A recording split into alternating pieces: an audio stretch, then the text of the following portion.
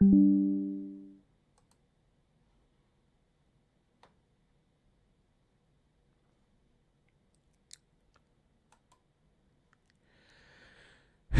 right, guys, y'all let me know.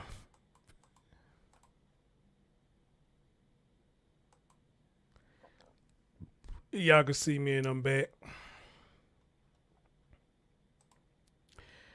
They really need to get this software fixed.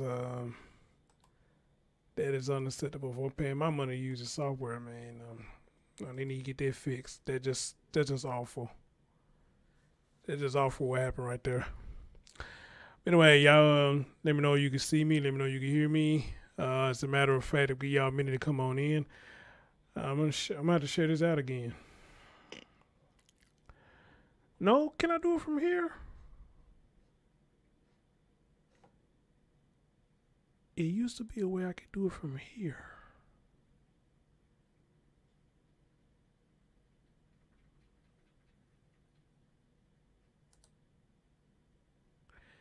Let me see.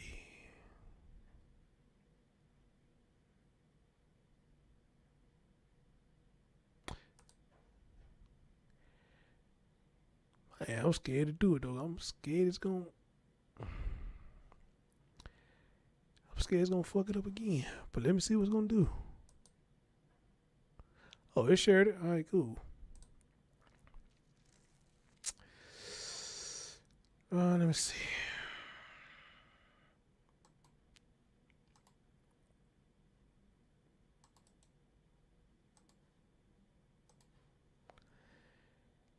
Yeah, cause I'm gonna have to show all this out all back over again, man.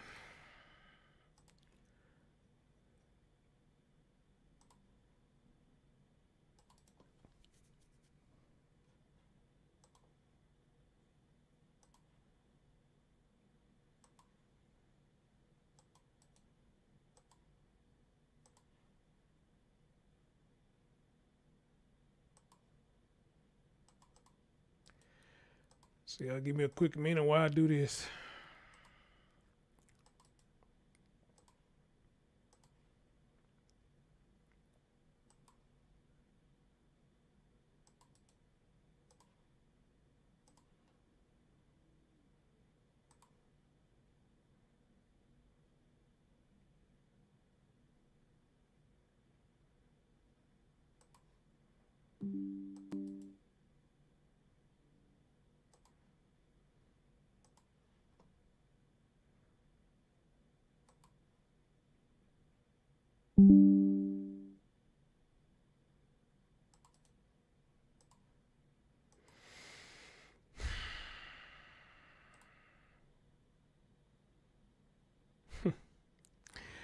That's cool when people send me pictures showing that they watch me on the big screen. That's dope right there. I appreciate that. That's real dope.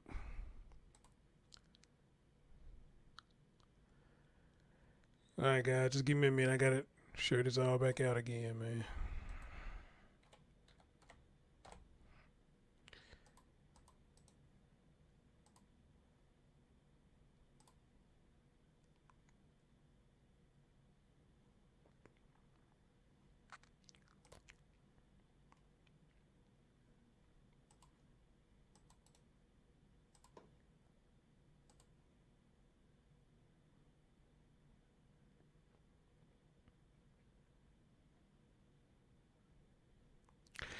All right, I'm gonna leave it at that.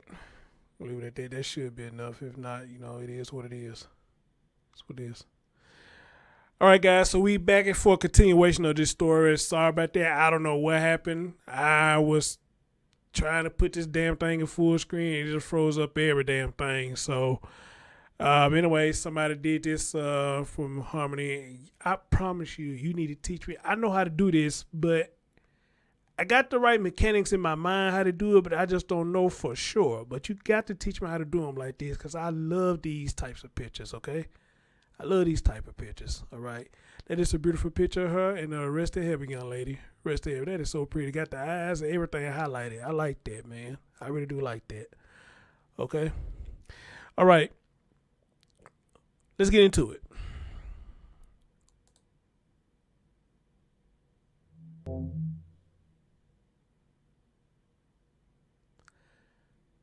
All right, guys. Let's get right back. Let's get right back into it. This is the conference. Everything you catch on the first one, you watch the first one. The link is over there in the first one. It's something you can go get that link from the first one. If you got some people who want to watch this, go share it out to other people so they can come over here. And who all is coming over here now, or who's going to come here later, you are watching a part 2 continuation of this live stream about the update of Miss Harmony Montgomery. All right, ladies and gentlemen, let's continue. Where officials in Manchester are giving an update on. I'm going to take you live to New Hampshire, where officials in Manchester are giving an update on the investigation into the 2019 murder of Harmony Montgomery. Good afternoon. I'm New Hampshire Attorney General John Formella, and I'm joined here today by Manchester Police Chief Alan Aldenberg and the team from the Manchester Police Department and members of my office. We're here today to provide a further update regarding the ongoing investigation into the 2019 murder of Harmony Montgomery. As you'll recall, back in January, we announced that 5-year-old Harmony likely disappeared sometime between November 28th and December 10th of 2019. In August of this year, after almost 8 months of investigative work undertaken by the Manchester Police Department, the Attorney General's Office, the U.S. Marshals Service, the FBI, and other law enforcement partners, we announced that we had concluded that 5-year-old Harmony was murdered in Manchester in early December of 2019. This conclusion was based on multiple sources of investigative information, including biological evidence. Since August, the Manchester Police Department, the Attorney General's Office, and our other law enforcement partners have continued to investigate this case in an effort to seek answers and justice for Harmony. Today, we are announcing another major step in this investigation. Earlier this morning, Adam Montgomery was arrested for the murder of Harmony Montgomery in 2019 and other related charges. Specifically, Mr. Montgomery has been charged with the following 4 crimes. Second-degree murder for recklessly causing the death of Harmony Montgomery, a person under 13 years of age, under circumstances manifesting an extreme indifference to the value of human life, by repeatedly striking Harmony in the head with a closed fist in Manchester on or about December 7, 2019.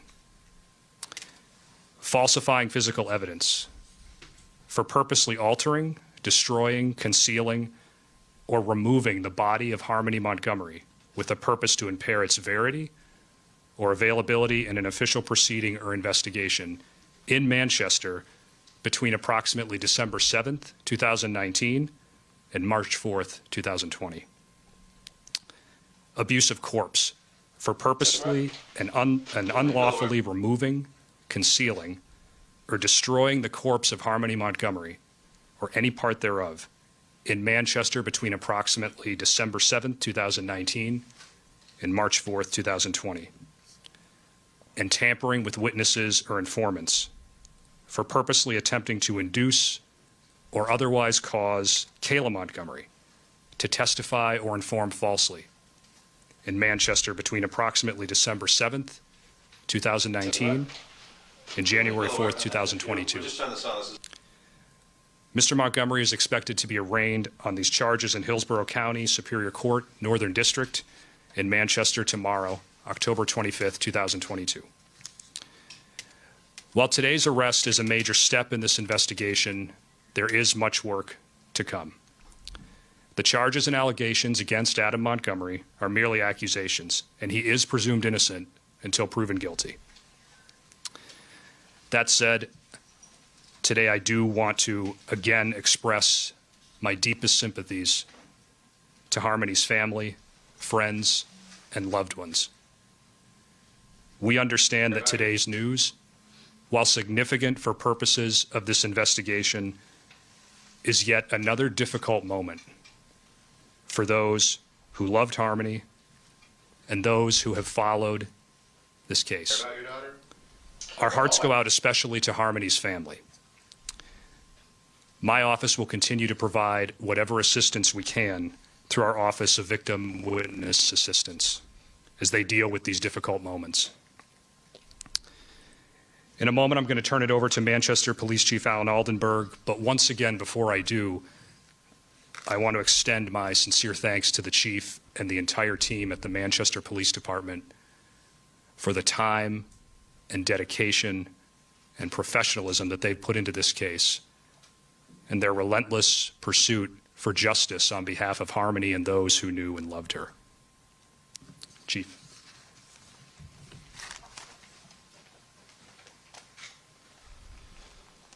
Thank you, sir. Good afternoon. I'm Alan Aldenberg, the Chief of Police for the Manchester Police Department. This morning, at approximately 10:30 a.m., Adam Montgomery was transported to the Manchester Police Department. He was booked in on the charges of second-degree murder, falsifying physical evidence, abuse of a corpse, and tampering with a witness. The booking process was completed without incident, and he was then transported back to the Hillsborough County House of Correction.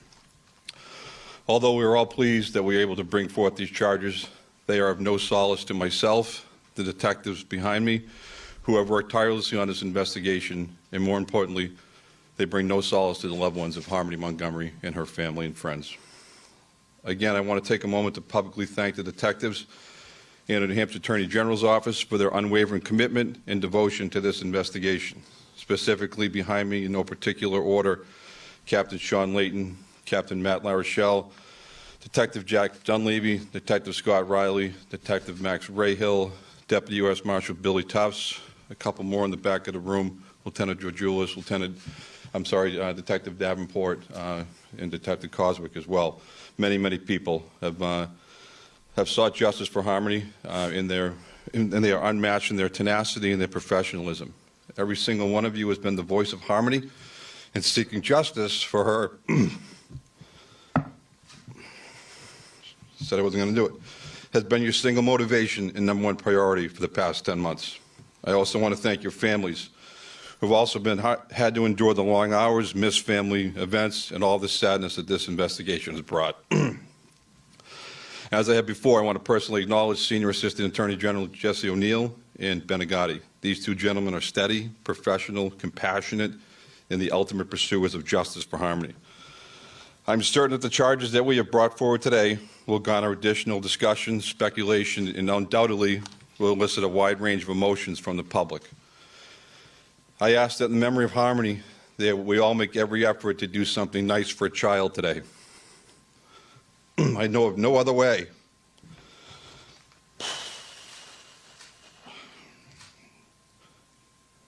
I know of no other way to respect and honor this innocent and defenseless child than to extend an act of kindness to another child in her memory.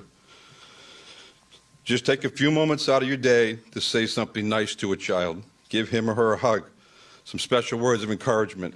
Give them an extra hug, or just simply tell them that you love them and that you'll always protect them. I want to emphasize that our work is not finished, and that the gentleman with me today will not stop until this case is brought to the appropriate resolution. As always, I encourage members of the public to continue to use the dedicated tip line, should they have any information at all that would assist us in the investigation. Again, that dedicated tip line is 603-203-6060. I'll say it again. That number is 603-203-6060, and that phone line is manned 24 hours a day, 7 days a week. Again, thank you all for being here today. I will now hand it back to the Attorney General for some closing comments. General.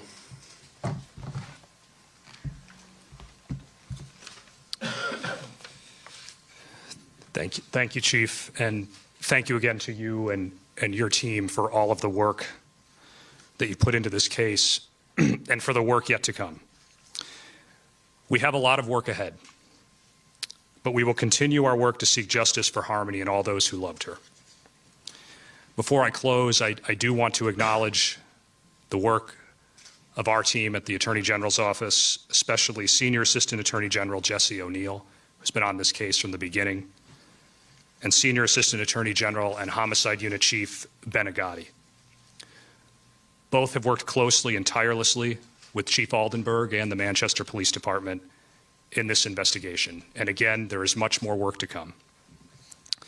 As to any further specifics or questions about the nature of evidence in this case, due to the fact that we now have pending charges against Mr. Montgomery, We're unable to make further comments at this time.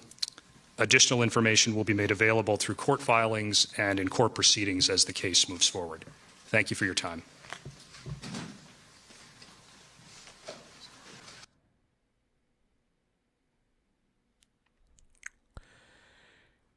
Well,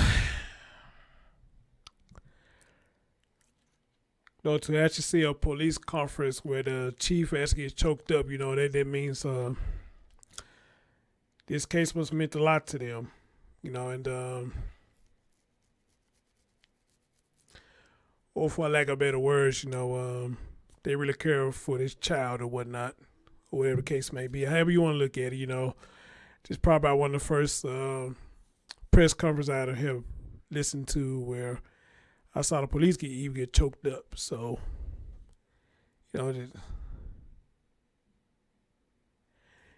it's just crazy and insane, people. It is. And again, this is your own daughter. Your own daughter. Okay? Your own daughter. Well, now what bugs me with this, and it bugs me all stories, he's being charged, but there's no body. So where's the body? And how much of a weight that's going to hold with him being charged with this without the body? How much that's going to hold on him? I don't know. But I get concerned when I hear stories like that. You charge people, but ain't got no body, though. Unless it's something he said that incriminated himself. I don't know. But hopefully, just like the Cal City Boys case, nobody but Jacqueline Trezell has been charged with the disappearance or murder or whatnot, which I think they did it. But without the body, how much weight does it really hold, though? I don't know. We just had to see. We just had to see how this going to hold up, so, wow. It's crazy. That is so crazy, man. Sad. So crazy and sad. But however, thanks to a couple of you, y'all sent me what I was looking for, and y'all had the interrogation. Okay, I don't know how old this interrogation is, but I played it on the first one, where they played a piece of it, but now I got both of them, and I want to hear this interrogation when they was talking to him. And the man just had no feelings, no emotion. He was just pretty much nonchalant, But when you an asshole, I guess you're immune to a lot of fuck shit. Let me just say it like that. When you evil and nonchalant, you get immune to the fuck shit. All right? You ain't had no feelings. You ain't had no remorse. You don't feel sorry for nothing that you have done. But however, though, when the tides turn and it's been done to you, guess what they do? They play victim. It never fails. They do all the fuck shit to everybody. But when the fuck shit happens to them, it's victim time. They put on the victim cape. And they want everybody to feel sorry for them. Don't everybody feel sorry for them. All right? And you got a lot of people who will feel sorry for them. Even if it is a repeated offense, they will still feel sorry for them. Now, you believe you being an impact on somebody's life, that you can change somebody from making the same mistakes over and over and over again, then I say to you, more power to you. If you believe you can make an impact on somebody and make them see their errors and they change. But we in the era now that people are stuck in their ways. The only person going to change is the person itself. The only thing you doing is calling them, pacifying them. That's it, which a lot of people in this era like to do. They want people to baby them, pat them on the back, and pacify them. As long as they keep fucking up, they know you going to be there. So they had no problem with keep doing what? Fucking up. So I got an analogy to that. If every time you leave money on your counter or your tabletop or whatever, if every time you leave money around and a certain individual, every time they come over, your money come up missing, do you keep looking at them and say, that'll be all right?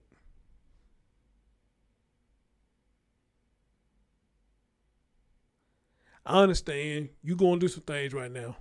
You going to do some things right now, so that's okay. That's okay. I ain't going to say nothing to you. Or are you going to say, you know what?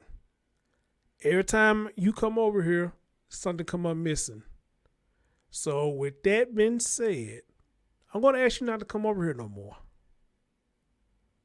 Okay? Now I let you slide the first couple of times. But every time you come over here, something comes up missing. My money, or my jewelry, or hell, some people like to steal other people's clothes. Sometimes.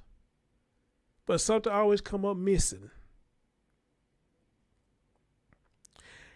And here's the crazy part. And this is the craziest part right here. You know you and that person was the only person that was there. They'll turn around and say they didn't do it. But it was right there before you came. I didn't do it. Did you see me do it? You got me on video doing it?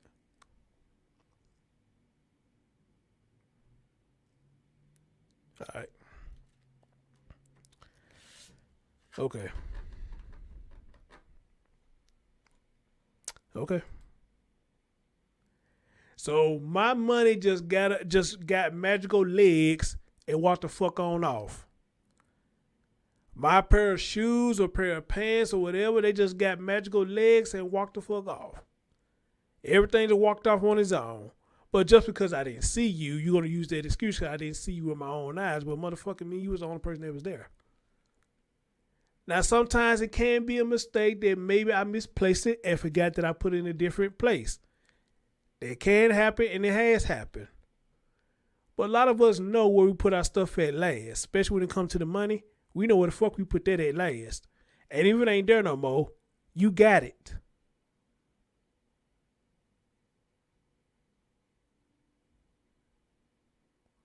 Ain't gonna sit in my face and lie, say you didn't take it.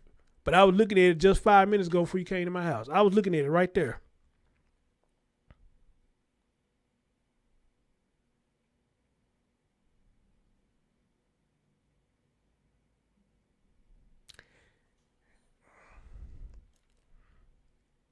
But they ain't do it though. They ain't do it. Oh yeah, that too. That'd be the crazy shit to really care. Oh, did you leave here? Did you leave there? And try to help you tear your house upside down to help you look for it. And the whole damn time they got it. And then here's the crazy part about that. They forget this is a small world. I'm going to eventually see you with this on. Or somebody going to eventually tell me they saw you at the store. What they doing at the store? They ain't working. They ain't got no money. So what they doing at the store? Man, they pull out a 20. They pull out a 40 and so. Oh, okay. Bet. Okay, bet.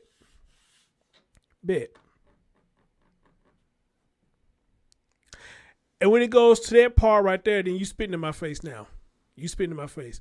You walking outside with my shit on. You walking outside with my shoes on. Then try to lie to me you bought them pair of shoes. You bought the same exact pair of shoes, same size, same designs and everything. But it's mighty funny, mine came up missing though. But all of a sudden you just got this magical money out of thin air and got the same size and the same damn shoes that mine came up missing. Won't you just put me in a corner and put a dunce hat on my head? How about that? Sit me in a corner and put a dunce hat on my head.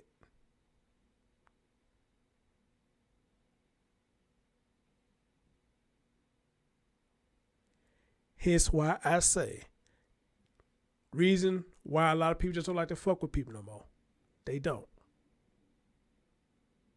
You can't be nice to nobody no more. You can't be nice to nobody no more. Well, let me say majority of the people, you can't be nice to them no more. Because you give them an inch, they take a mile. You give them a foot, they take 6 feet.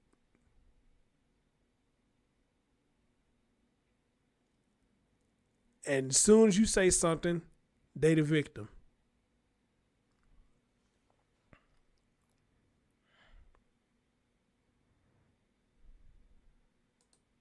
Cigarette? We might be able to work on that in a few. We just turned this on. This is audio and video recorded. You alright with that? Nope.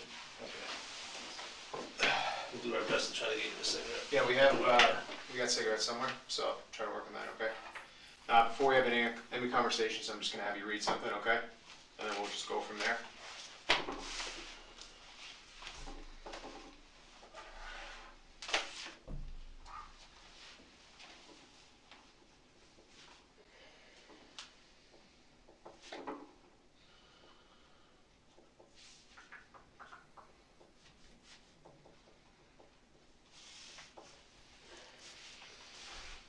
All right, just so you know, because you're under arrest right now, I have to read you this stuff, or you have to read it to me.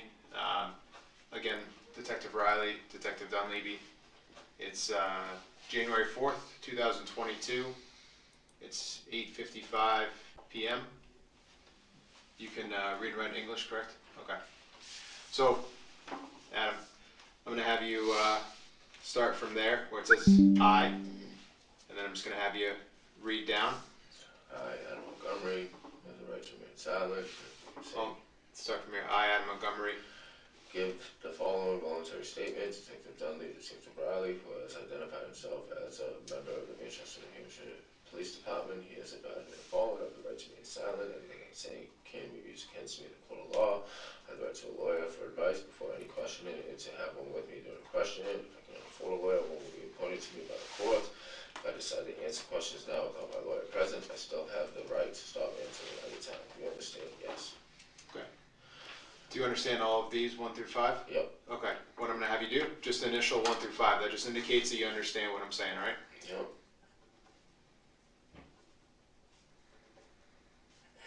All right. Can you just read that line Do for you me? understand each of these rights? Yep. And you're going to check either yes or no? All right. And then read the next line for me. Are you willing to have each of these rights? And are you willing to waive each of these rights and answer questions? Sure. Okay. Now, Adam, you're just going to sign that line.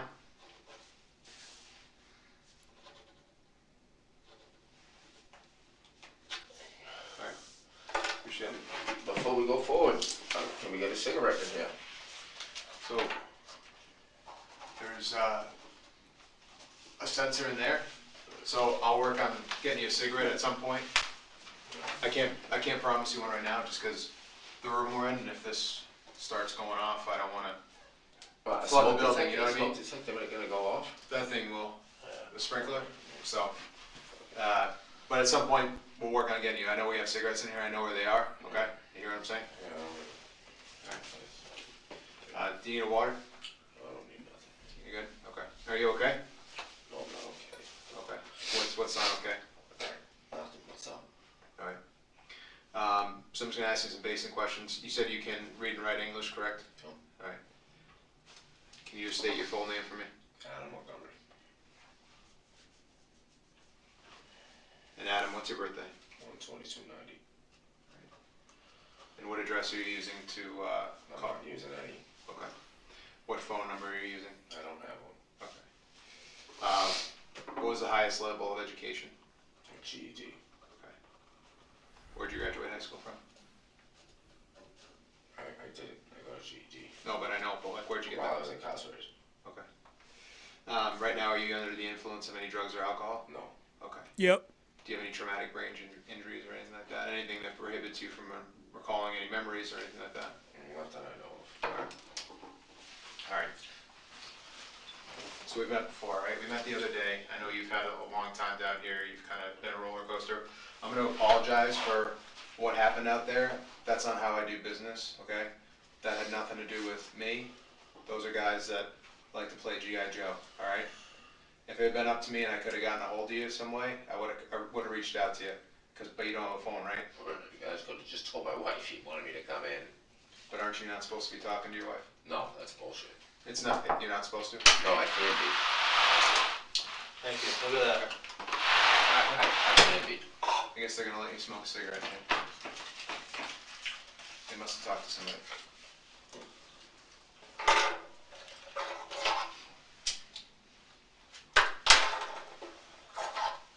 So I don't know why I was saying I can't talk to my wife because that's bullshit. Maybe it's some old paperwork that somebody saw. Yeah, from last year, but it was over and done with after I got out of jail. So that's all clear. DCYF said it was cleared up, the police said it was cleared up, everybody said it was, they said that there was no contact order between me and her. Okay, and that's Kayla we're talking about. Okay. Well, you know what? If that's the case, then that's my fault for maybe not checking a little bit further into it. So I apologize for that. Again, I apologize for the way things went down out there.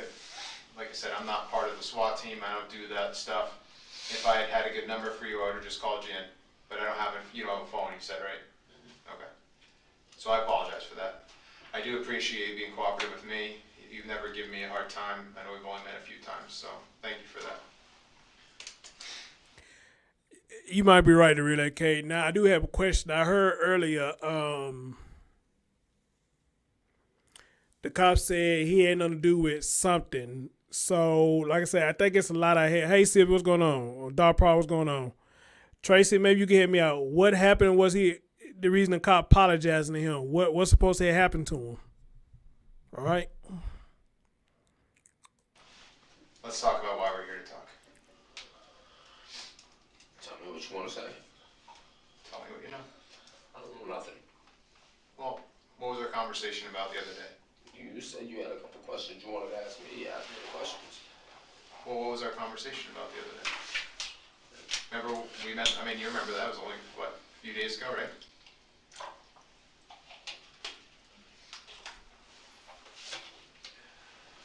We got a lot of worried people and scared people right now in the community.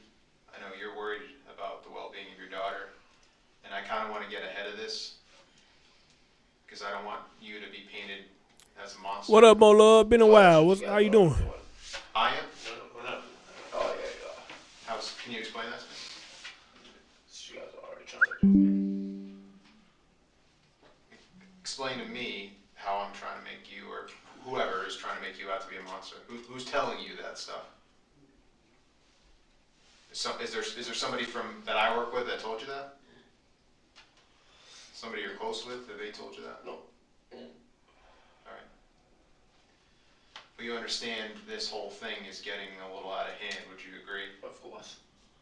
But So that's why, look, it's just the way you guys are going about it. and again, Yeah, I don't not you specifically, but Right. yeah, nobody comes out there. It's a restraining order, and they tried to say he couldn't talk to his girlfriend when he could. She was there from what I heard so far. Well, not that. It was something he said earlier. He said, I want to apologize for that because that's not the way I do business. I'm sorry that happened to you, something like that. So, I don't know if somebody roughed him up or yeah, did somebody rough him up or what? Like that for a second-degree assault charge. He said, and then the cop made a statement, they playing G.I. Joe, something like that. So, I don't know. Like I said, a lot of stuff I missed. Been arrested for worse charges. They don't come out and throw fucking flashbangs at my girlfriend's car and ram us into the fucking guardrail. They don't do that. For a second-degree assault charge. again, you understand what the charges are, right? Second-degree assault, right? Yep. Okay. There's also an endangering the welfare charge Okay. and interference with custody. Okay, So how did I interfere with custody? So that paperwork that we served you the other day, you remember that? Okay. When they were in the alleyway, remember outside of on Lake Ave? Yeah. There's paperwork that you have to comply with. You understand that, right? We had that conversation, did we not? Right? So that's what that's all about. So second-degree assault charge, what is this referring to? Well, that's what we want to talk to you about. Well, explain to me what if I'm being charged with it. What the hell am I being charged with it for? Well, your daughter had some injuries What? that you know about when you lived on Guilford Street. No, I do not. What are you referring to? Well, you were there, I wasn't, right? What are you referring to? I'm referring to her having some good marks. What are you referring to? Marks that were left on her by you. Absolutely not. I have nothing else to say.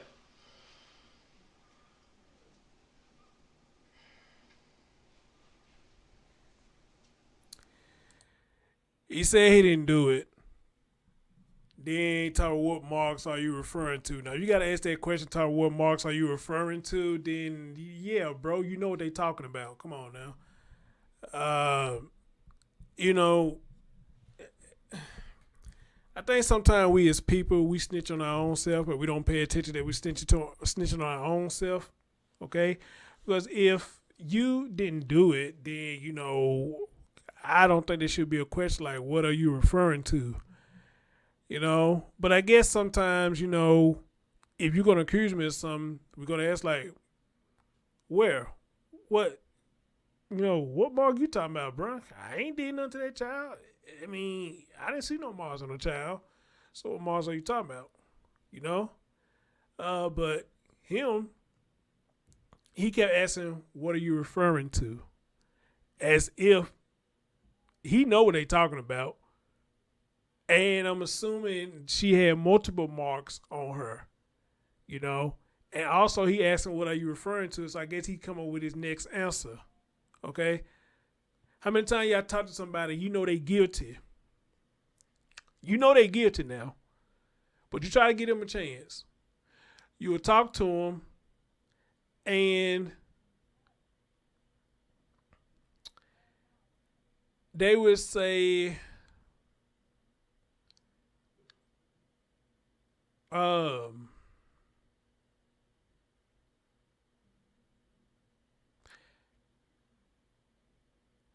had this up in my head. I just lost my train of thought right there. You know they guilty. You try to get them out.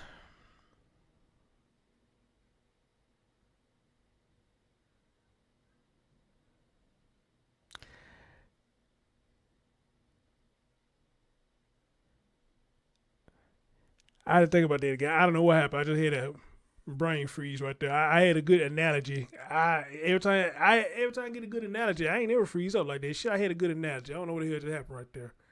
It'll come back to me. It'll come back to me.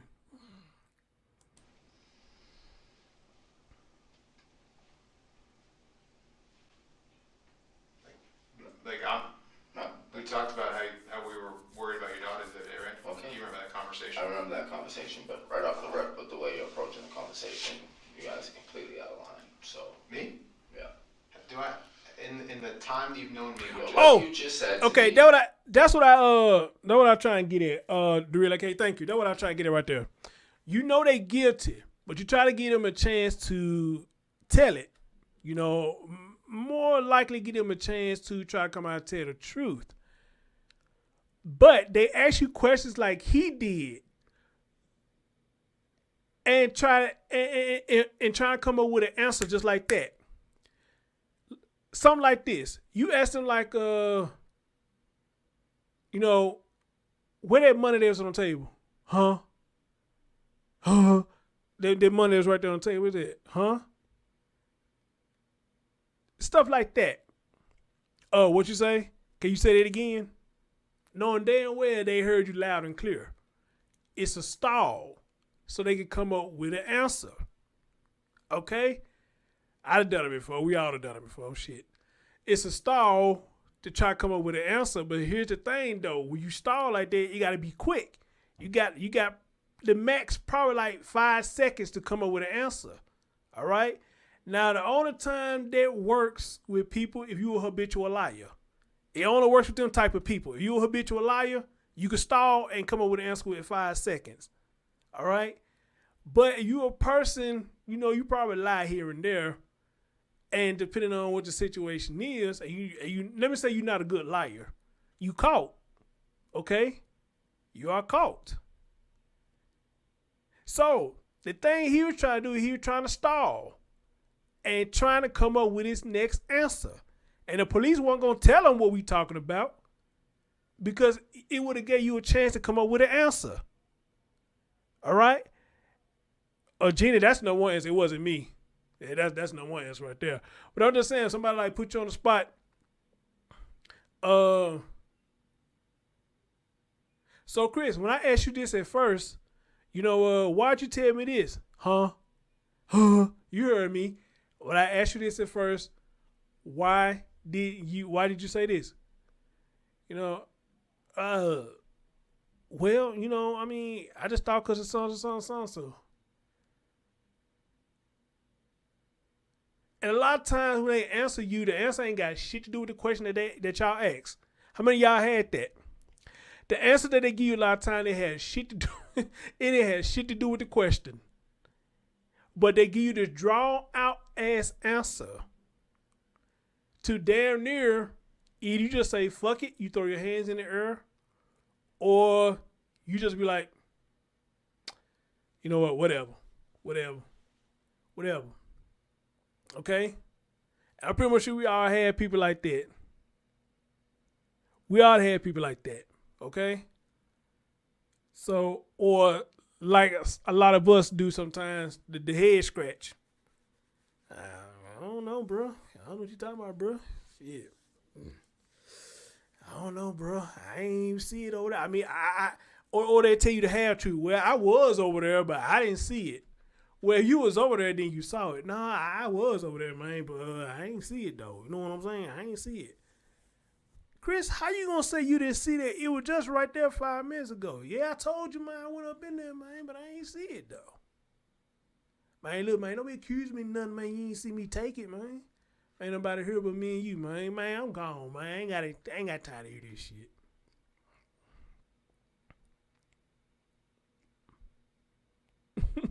Molo said, okay, they're young. Yeah, man, I ain't got time to hear that.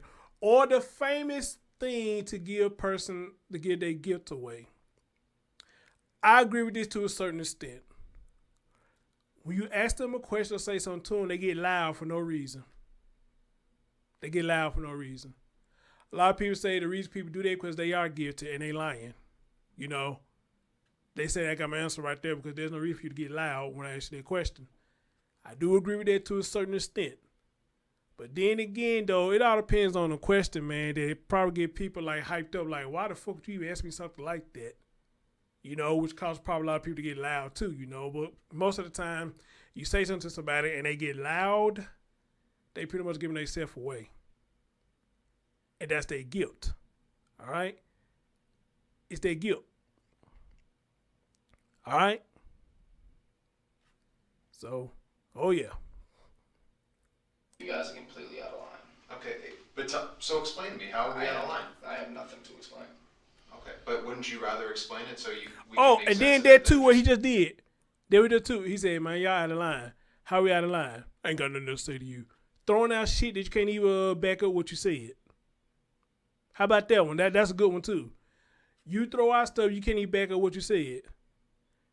Man, you tripping, man. How I'm tripping? Man, you just tripping, man. Tell me how I'm tripping. Man, whatever, man. I don't even want to talk about it no more. Just have other people's side of the story? Like, you want to defend yourself and like this picture people are painting of you? Now's your chance, man. Defend Whose side of the story? Who's telling you these things? people that were close to you. Obviously not. Well, maybe at the time, maybe not anymore. Yeah. I mean, you saw that reward on the news, right? No, I did not. Do you know that the reward is about $40,000 to find where your daughter is right now? Okay. When you start throwing money around like that, people come out of the woodwork that you would never expect to do. Okay. So, like I said, when I talked to you a few days ago, Can I have another cigarette? sure. Can I have another cigarette? I told No. you this thing was going to get a lot bigger. That's not right. And we wanted to get ahead of it. But you're sitting there telling me that right off the rip that there was something wrong with my daughter because of me. No, that's bullshit. Okay. So if your daughter had marks on her at some point when you lived over there, As far how would you explain those? How was she got those marks? well, I would love to know when that marks were there because DCYF came to my house multiple times. Okay. And we know that they came there. Right. And closed the case. Okay. Do we know that DCYF is the flagship agency in the country? No, but if there was significant marks like you're referring to, I believe they would have flagged something at that point, and they would have said something. They wouldn't have came there and seen that the kids were well taken care of. All the kids loved being at the house with me. So let me tell you about what second degree assault is. Because there's a lot that encompasses that charge. Basically, if there's a mark on a kid that's under a certain age, it constitutes second degree assault. Although it is a felony, which sounds extremely intimidating, it doesn't mean that somebody got their head bashed in or they got cut up or whatever. So, although it sounds pretty intimidating, the charge, I understand that. What we're talking about doesn't mean that it's the craziest crime that's ever been committed. Do you understand what I mean? Okay. So, somebody could have a bruise or a really bad welt on them, and that would constitute second degree assault for a kid under a specific age. So that's why that charge is there. So nobody is saying that you took like a baseball bat or like stabbed your kid. Like, I'm just gonna put that out there. That is not what anybody's saying about you. Mm-hmm. So I know you're concerned with when I say second degree assault, but it sounds a lot worse than I think you're thinking it is. Are we kind of on the same page? Yeah, but for you to sit there and say that it was inflicted because of me. We're just going on what we hear. You're not telling us something, so we're going with what we have. But I don't even know what you're referring to. What are you referring to?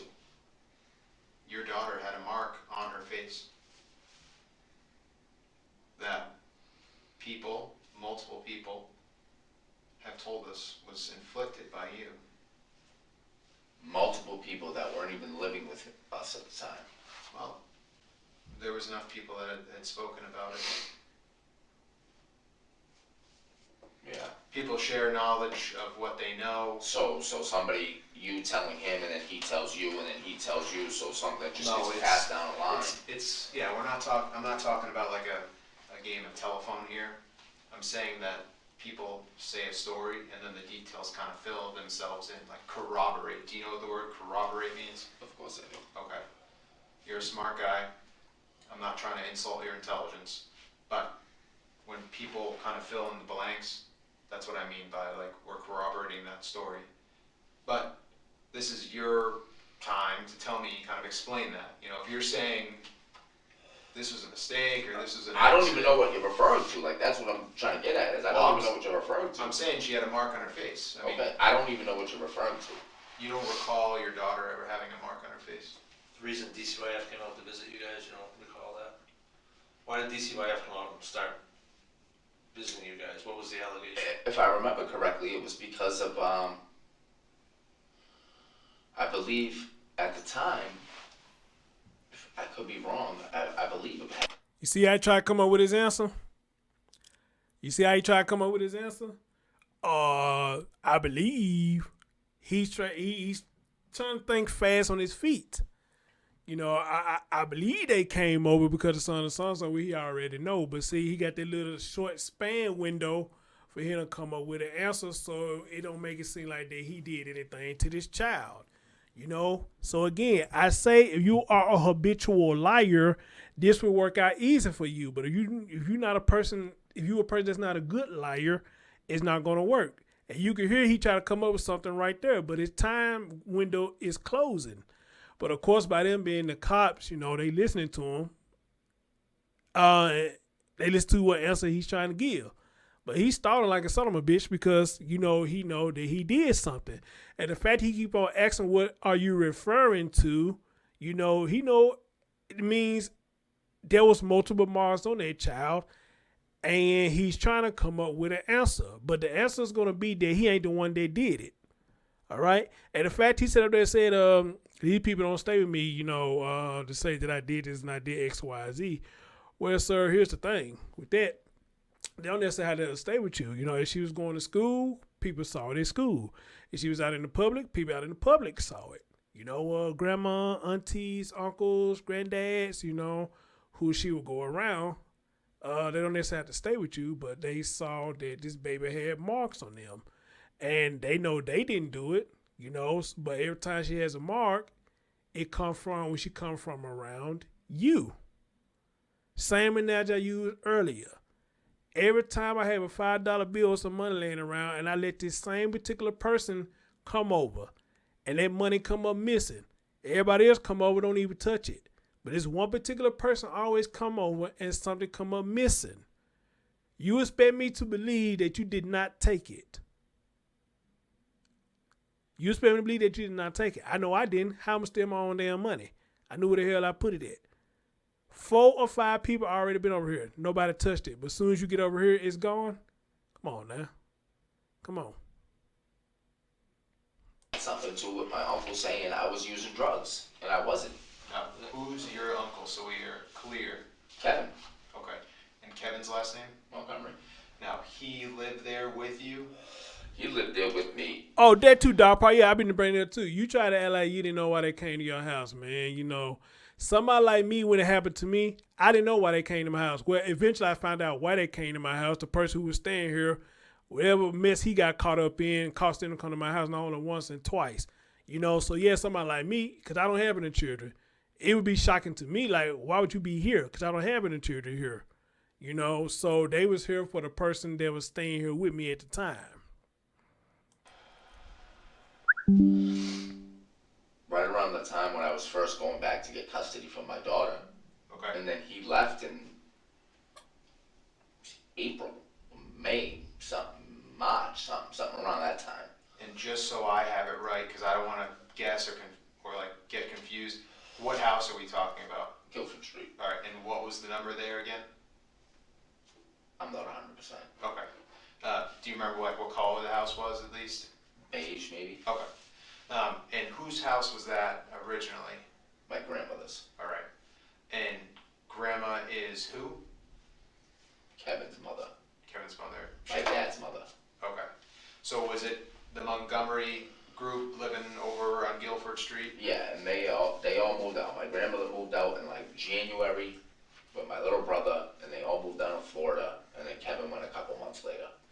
And so grandma, uncle Kevin, you said little brother, and who's he? My father's son, Michael. So Michael, that's what I meant. Like, what's his first name? Yeah, and his girlfriend. And his girlfriend. And is he still with that same girl now? I have no idea. Oh, so you don't talk to Michael anymore? No. Okay. What was that girl's name at the time? Because maybe she can help us to say that, like, this is... Kayla, I believe. So Michael's girlfriend's name was Kayla at the time? And you dated Kayla at the time? Yeah. So it kind of got confusing in the house if somebody's yelling for Kayla. Yeah. Okay. So, what was Kayla? Kayla you were with at the time was... My wife. Okay, Montgomery. And then Kayla he was with is... I have no idea who she was. Okay, so there was grandma and Kevin, they moved out in when? Grandma moved out in like... I'm just trying to think of people we can talk to. I'm like, trying to figure it out. corroborate that stuff, you know what I mean? Figure it out to go back. Like I think we moved over. Thank you. I think we moved over there. I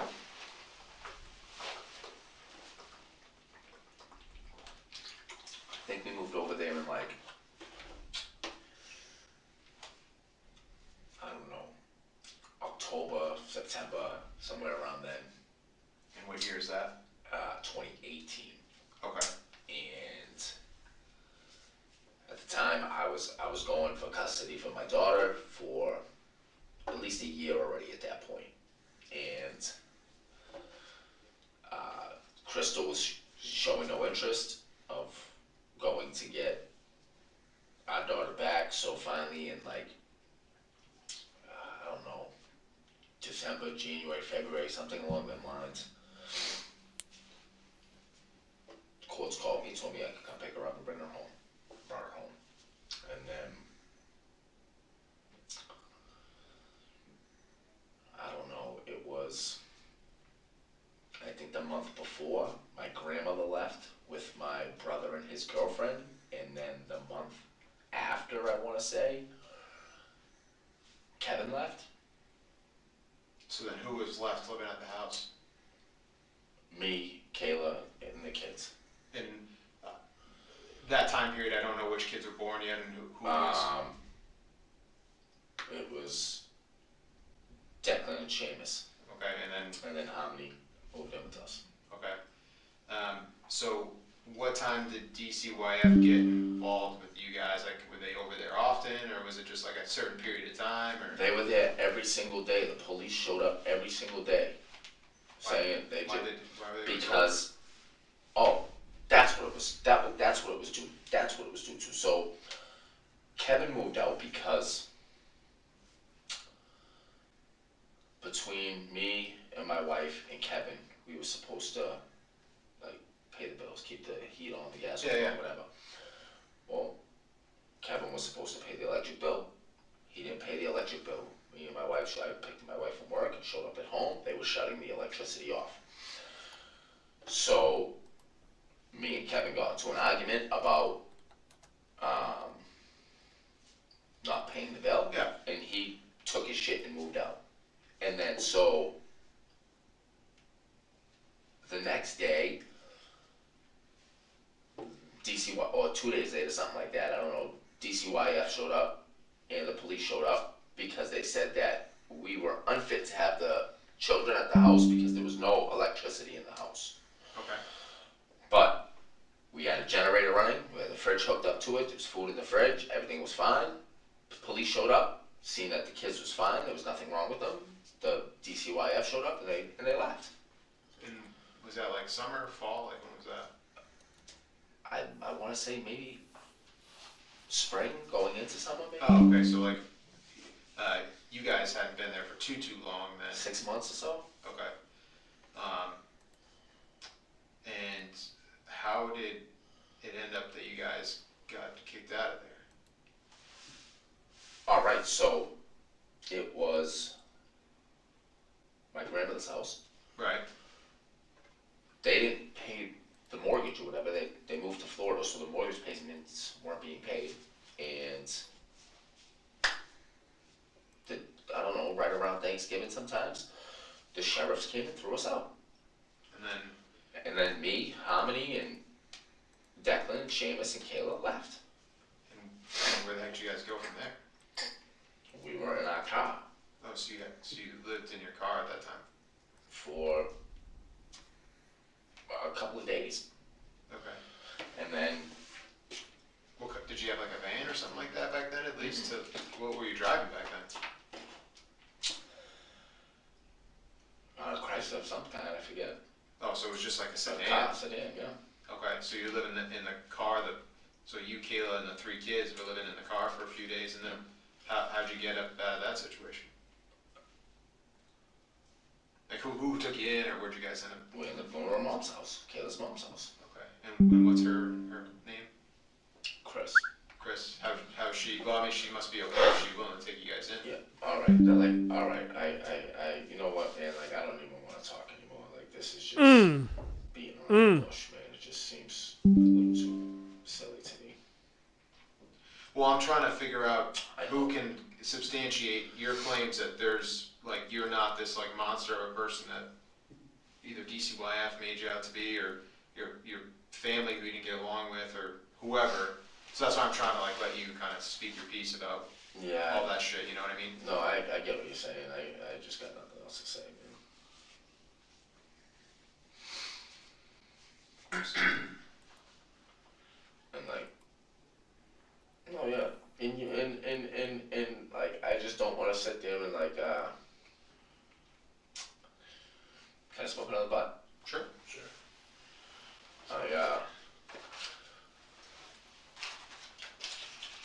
I'll be honest. I don't smoke cigarettes. I get a little lightheaded myself. Alright, well, I just couple months for a minute. That's all good. But yeah, no. You, I don't forget it. but to sit there, man, and sit there and tell me, you yourself too, like, this is why I feel like it's just all bullshit. This is just a game. I know it is. I'm not stupid. You fucking. We're just trying to give you the opportunity to explain yourself. You're sitting here telling me not to make me out to look like some monster. Well, But no, you I'm- told my girlfriend the other day that she should get the fuck away from me. That you don't even know who I am and what my past is like and all types of crazy shit. Like, but sit there and look me in my face. Adam, I think you're talking about Kelsey. Yeah. Okay. I think Kelsey might be exaggerating a little bit. I don't know her to exaggerate like that. It wasn't us talking to Kelsey either. Oh, There was may have other been someone there was else. other people talking to her, just so you know. She told me, she gave me your card and said this was the guy that said it. Okay. Well, I'm telling you that I didn't say that. But if you want to believe it, that's fine. I mean, she never had no reason to lie to me, so I don't know what she would lie about at that point. She also told me she had no idea that you had a daughter, so I guess we could say the same thing about you telling her that. Right, well, Right? she knew I had a daughter. I mean, I have one with Kayla, so she knew I had a daughter. She didn't know about Harmony. She knew I had other kids. She told me she had no idea that you ever like lived with her and that you like barely knew her. I don't know if she was lying to me because or whatever. I have no idea. I don't know her. I know you better than her, so that's what I'm saying. So Christina takes you guys in, and she's doing all right. And then would you guys move over to Union Street after that? Is that when you guys get that spot? Nope, we go to the shelter. And that's the one on. Like, yeah. Okay. Who's we? Who went to the shelter? They allowed you to go as a family to the shelter? See, I thought they didn't let guys there for some reason. They always let guys there. They didn't let me there this time for no reason. Their reason was bullshit, because I would have been there with Kayla again. So back then they let you in there. Yeah, yeah. And it was all of you guys, like, it was the Five. 5 of you, they let you guys stay there? No. Alright, so yeah, you guys are just... I'm trying to understand, I don't know your timeline of life, man. You're there, I'm not. That's why I'm trying to ask you these questions, to Look, clarify them. I already told you the other day what transpired. So we didn't even go to her mother's house. Okay, who didn't go to her mother's house? Harmony was all... Okay, so Harmony didn't go to Chris's house. So explain to me how she didn't end up going to Chris's house. I've already explained this to you. Okay. Well, there's some discrepancies between what you're telling us and what other people are telling us. You're saying you brought her down to Mass, that somebody said she came up from Mass. I never once said I brought it down to Mass. What did you say? She came up here to get her? I never once said. I was audio and video recorded the other day. I never once said I went down to Mass. So you're saying that she came up from Mass? I'm not saying anything else. Why is it that you refuse to talk about her every time we bring her up? Because you guys are just sitting here beating a bush. It's over and over. You guys asked me what happened the other day. I told you what happened.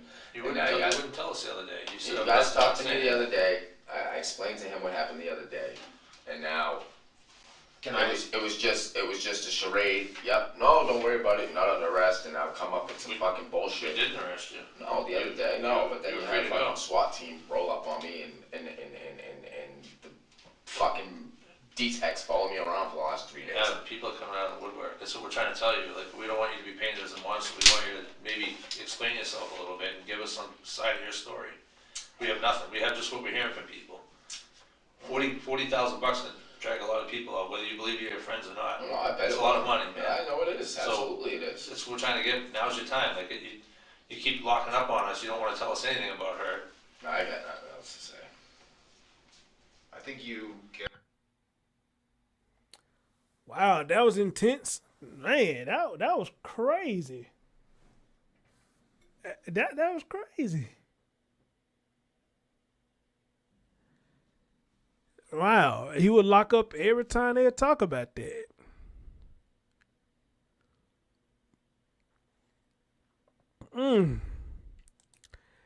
I hate I missed this when it first came out. But you could tell he's nervous. You could tell he's nervous. He puffing like all that, like a chimney.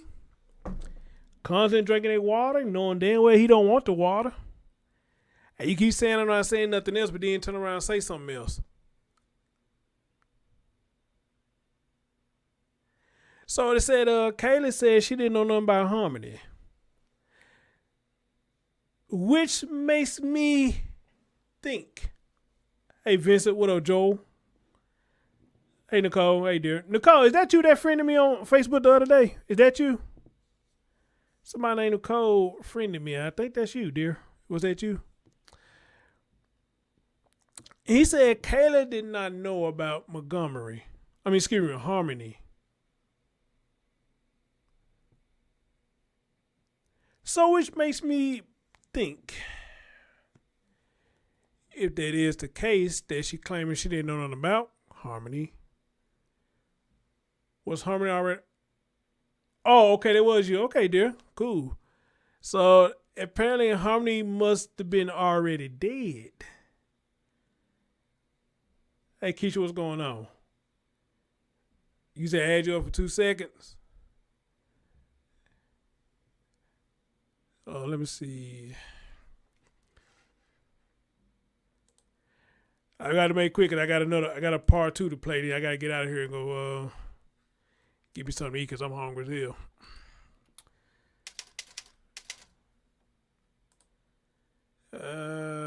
Let me see here.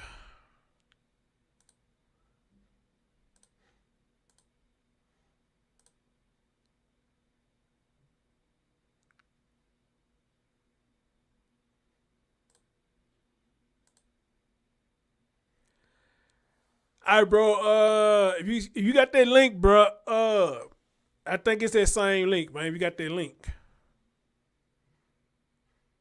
Wait a minute, is it even? Oh, okay. Yeah, if you got that,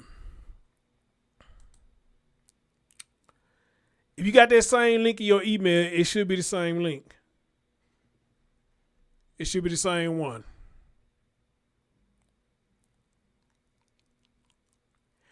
But yeah, so it making me think that if Kayla didn't know anything about her, I thought Kayla was the girl that's dead. I'm sorry. What's the girlfriend? Oh shit. Okay, my bad. What's the girlfriend name again that's dead? I thought that was Kayla. So I told her I'd have missed. There's quite a few things I missed here.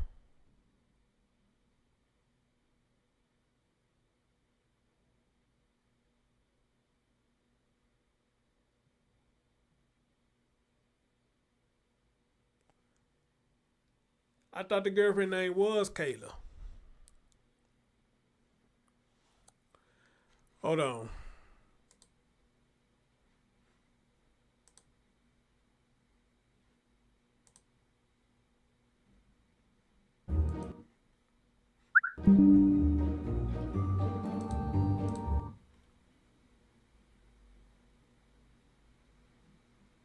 Oh, Kelsey.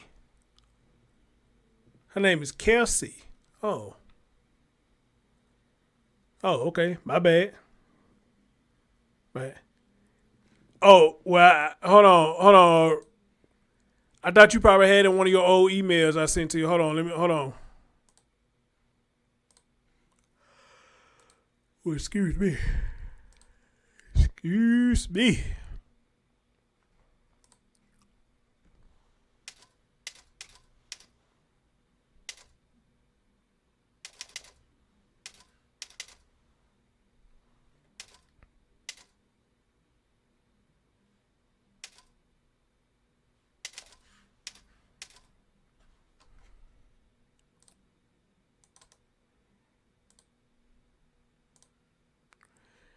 All right, bro. You should got it. You should be able to get it now. Okay. Yeah, her name is Kelsey. I thought it was Kayla, but it's Kelsey. Okay. Yeah. Yeah, Kelsey Small. Yes, Kelsey Small. And I'm finna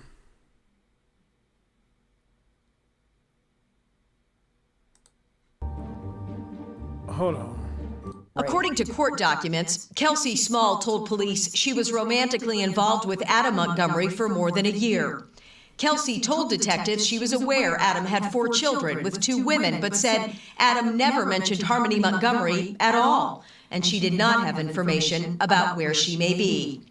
During that same roadside interview, Adam Montgomery told detectives that Harmony was fine, but that he had not seen her since her biological mother came to Manchester to pick her up around Thanksgiving of 2019. Crystal Sorey is Harmony's mother, who raised the alarm about Harmony not being seen. Adam Montgomery was arrested in early January on an assault charge for hitting Harmony and remains inside Valley Street Jail. He has not requested a bail hearing. So he went to jail for hitting her, and you keep asking the question, talk about what are you referring to? But you went to jail for this, sir. But you asking the question about what you're referring to. Okay? So it said right here she had no idea about Harmony. She had no idea about him. Kelsey Small is not implicated in any way in Harmony's disappearance, but there was hope she might have information from Adam that she might eventually share. Kelsey's cousin released a statement through a spokesperson that says, quote, "She was so much more than that, and I hate that one of her last connections here on Earth was to him." News 9 obtained Goffstown police records that reveal Kelsey was arrested outside a sober home where she was living, charged with DUI second offense. She was released on bail. 5 days later, she was found dead in a hotel room. And Kelsey Small's death is not considered suspicious. We're live in Manchester this evening. Amy Cavino, WMUR News 9. Oh, they didn't find it suspicious? Oh. So is this something that's supposed to be ironic or something?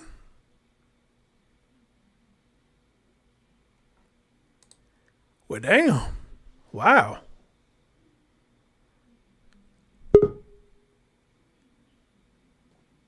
Damn. I have my man, the real AK up here. Let me put him here. What's going on, bro? Hey, what's happening? What's going on with you, man? Talk to me. What you want to add on to this? I think I need video off. All right. Hold on.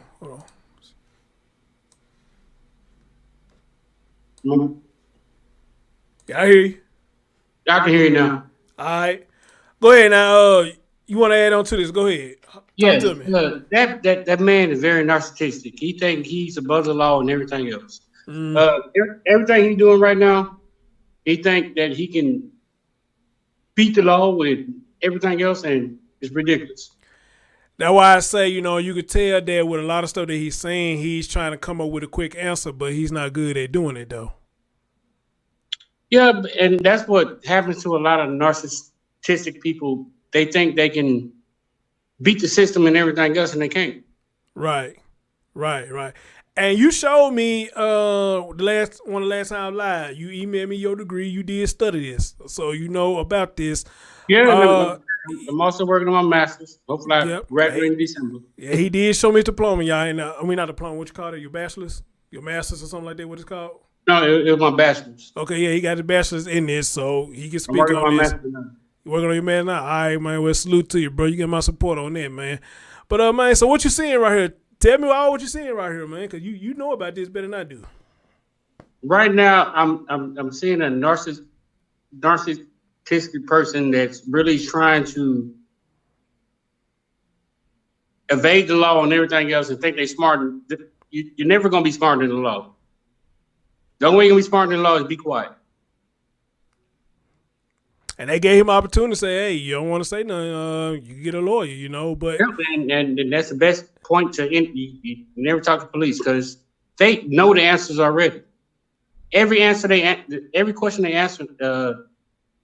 every question they're asking him, they already know the answer to.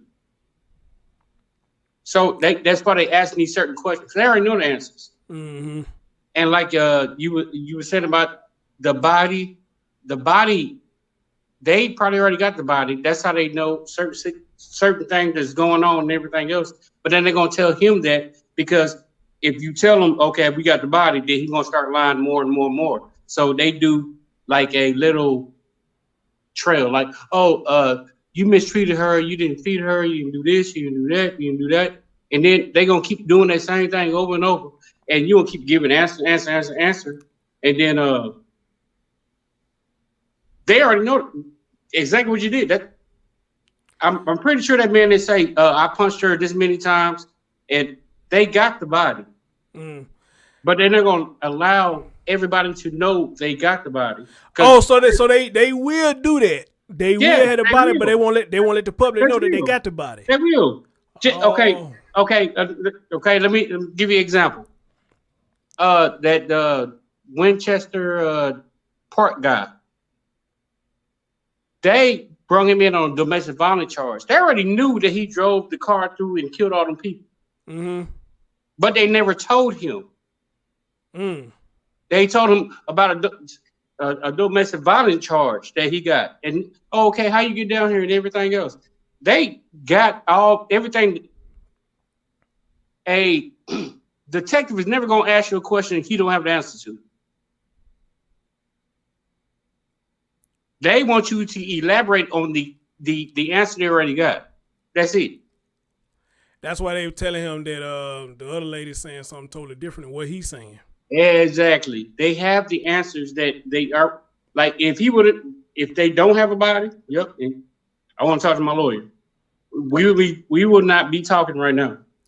It's like one of them situations like you taking a test or something. It be the same question, but they word it different. If they word it different, something like that. They word it different. They come in, yeah. They coming to him at different angles, but they asking them the same thing, but they trying to ask him in a different manner to see if he'll open up. But no, it's kind of like this. It's like he was saying earlier. I know I put $5 down on the cabinet. Okay. Ain't nobody been in the house. I put it there. I know the answer on who took it. Right.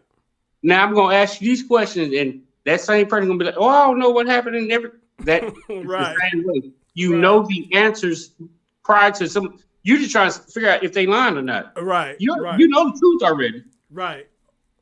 Right. You know the truth. Right. You're trying to figure out what the hell they gonna tell you. And I think that's what a lot of us, we would just want to see what they gonna say. You know, because nobody gonna come out and say I'm a thief. Nobody gonna straight out come out and say you got to keep pounding them until they come out and say, okay, I stole it. Now they are labeled a thief now. They already know you're a thief. Right.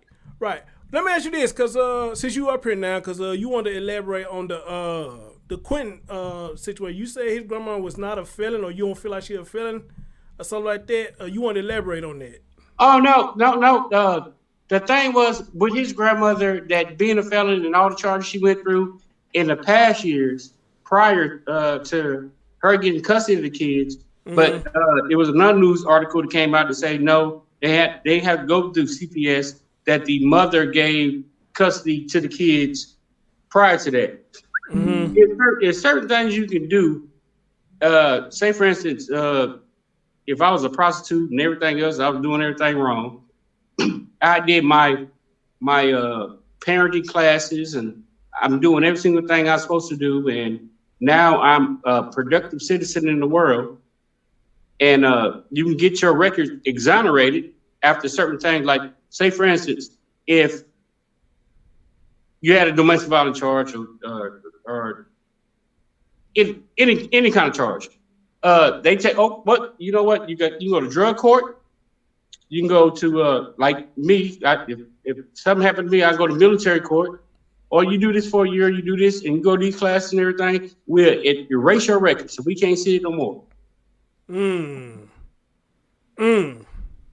So yes, it got drug court, got military court, you in Tennessee.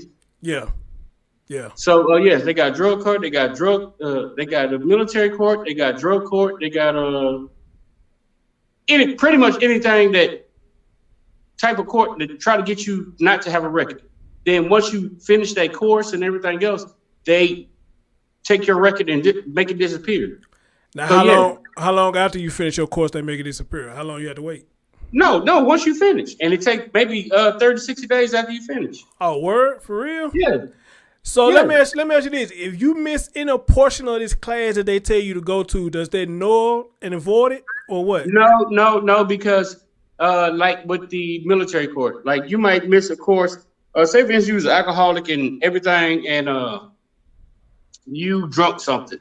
So they probably put you back in the program because it's different steps in each program. So they might push you back and say, okay, well, we're gonna push you back to the phase 1 or phase 2. But once you graduated, your record's gone. Okay, bet. And that's a lot of that's what like is people that's homeless and everything else. They got drug addictions and everything else. They do have drug court that they say, okay, I went to AA meeting this many times, and they give you a set number of times that you can go. And then guess what? Then when you get arrested again, they don't see that because it's erased. So you can keep doing the same thing over and over again, as long as it's not while you're doing the actual course. That's when they get on probation, and then that's when they start going to jail and everything else. So you saying once they get expunged, it's wiped clear, and when you get arrested again, it's like it never happened. It's like it never happened.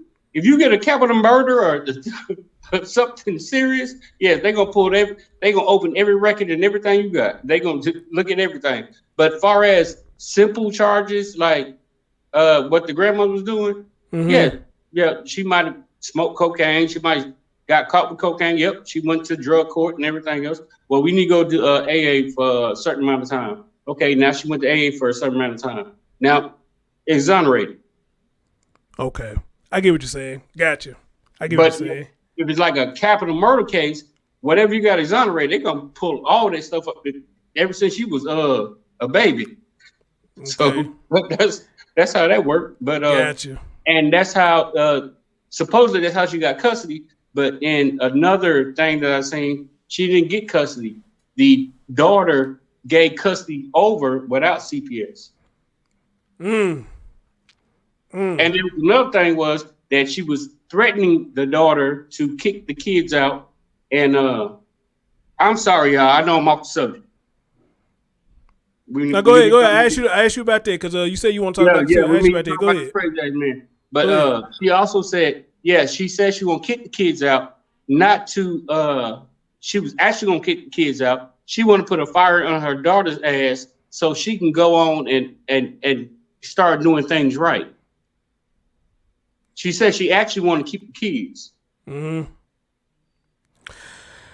Well, a lot of us kind of confused about that because it is confusing. Yeah, because we were like, you got custody of that man, that young man. How you gonna kick him out? You get charges and everything else. You can get a lot of things exonerated from your record, and when people look up your record, can't see it. It did that then. Okay. Well, no one has had the battle, so I didn't know. I mean, I heard about it, Sponge, but I didn't know exactly how it works. So no one has had the battle. All you gotta do is your lawyer, anybody who got a record right now, talking about your lawyer say you have to pay $500-$600. No, you don't. You go to the courthouse, tell them what are your records, and see what records you get expunged, and it's free.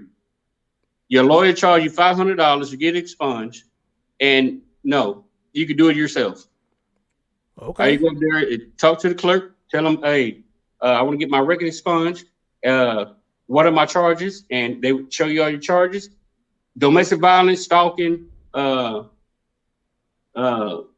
murder, and stalking and domestic violence is not gonna get expunged from your record unless you got a domestic violence charge and you didn't get charged for it. You can go get it expunged. So yes, and it's free to you. All right. You can do it yourself. You don't need to tell your lawyer, I need you to do it and pay $500-$600. No, you can do it yourself. Just go up there and do it yourself. Fill out the paperwork, clear your record. Well, I hope I ain't never got to go through that then, because that sounds like too much to do, man. Well, no, not necessarily, because sometimes a woman can put a domestic violence charge in your ass and you ain't do nothing. Because in Tennessee, your girl can walk past you and you smack her ass, and she can call the police on you and say, "Oh, he smacked my ass," and she can say it's unwanted. Yeah. And you were doing it in a good way. I seen many people got in trouble for that, man, because it's really unwanted attention. It's really unwanted attention, but it can be considered sexual harassment too, though. It can be considered that too. So, wow. You gotta look at everything. So that's why I say, you say don't touch. Hey, But guess what? I ain't touching. But guess what? You do the same thing. You walk past her and she smack your ass, you can call police on her. It goes both ways. I don't think too many men gonna call police on that though. But then again, Yep, bro. and you know, there's domestic violence month and everything else. Yes, a lot of men will not call about domestic violence and everything else, even though we get violated. Like you said, Nick, sometimes my bad, I almost said nigga, but I just said it, my bad. But I cry at something because yes, women don't understand a lot of things that we go through. Because we don't talk about it. We don't talk about it. And like I've been in the military for 20 years, and I got deployed. I see some of my friends died. You know, I think my daddy, and you know, when my feelings hurting, I got to be happy no matter what. But when a woman's feelings hurting, you got to be sympathetic. Mm-hmm. And a lot of women don't understand that sometimes when we hurt, y'all don't look at us the same way as, he crying, he weak. No, I'm not weak. Yeah, man, and I don't like that. I really don't like that because and you know what? And I'm totally getting off the subject of what you're talking about right now, but I'm just going through everything you were saying. Yes, yeah, because one time I was in my room just crying. My girl came in talking about, what are you crying for? And I said, I don't know. It just got feelings like it might be a song, it might be something that triggers it, and you just crying. Triggers. And you don't even know why you crying. Mm-hmm. I've been there before. And then women don't understand that whole point of why are you crying? But again, bro, like I said, the reason a lot of them probably don't understand because we as men, we don't open up and talk about it, so they wouldn't understand. But a lot of them, you do try to tell them, it's like they still don't understand. So, yeah. But at the end of the day, you know, the whole thing is we all human and everybody got feelings. So, you know, and that's why I want to keep preaching, you know. Yep, and they don't understand because they look at me. You got tattoos. You a big guy. No. I'm a big ass teddy bear. I be my feelings, like for real. We all got feelings, man. We all got feelings. Look at you might come my room in a fetal position with a pillow. Yeah, man. Stuff hurts everybody, man. We all human, man. Shit hurts. This is all there is to it, man. Shit hurts. But like I said to the lady who Lex who came up last time, you know, I'm not just talking about in adulthood, man. I mean, just stuff that we been through growing up, you know. Yeah. Stuff we growing up, teenagers, young men, stuff that has happened, you know. We think about that stuff, man. That shit hurts, man. It hurts. You see, like me, I get an extra chapter. I've been in the military, so I lost friends and everything. Mm-hmm. I've been in the military. But in your situation, they'd be more understandable because you the seen some No, because my girl tell me in a minute, you're not in the military no more. I said, my first half of my life, I was a kid. My second half of my life, I was in the military. My third half of my life right now, I'm in the third quarter. I hope I can make it in the fourth and make a touchdown. But I'm in my third quarter now. But you don't understand, like, you get survivor's remorse. Like, I had friends that died over there and everything else, and I feel bad about it. And sometimes you just think about it, and you just cry, and you don't know why you're crying. That's why I said I also take that. I go to counseling. I go to counseling because I want to eliminate that black stigma that we don't go to counseling. We go to counseling. That's what we all need to do is go to counseling. We need help. You know the mindset that a lot of people have when it comes to that is, and I kind of agree to a certain extent, but this is what they are trying to do. A lot of people say, what can a counselor tell me? How you feel about that? No, it's not what a counselor is telling you. It's the relationship you build with your counselor. Okay. No, I'm saying, like, sometimes me and my counselor, we didn't talk about me. We just talk about life. Like, my counselor just had a baby, and sometimes I'm telling him that, you know what, if you want your baby to go to sleep, you give single rice cereal, it'll help him sleep. And that's the thing that me and my counselor got. But sometimes when I'm going through some things, that's the man they're gonna sit there and I'm gonna sit there and talk to. And he admit to me, like, I don't understand because I never been in the military, I've never been in your situation. I said, yeah, it is what it is. I said, I grew up in a crack neighborhood, right down the street from my house, Crip Bloods, everything goes. My cousin selling crack.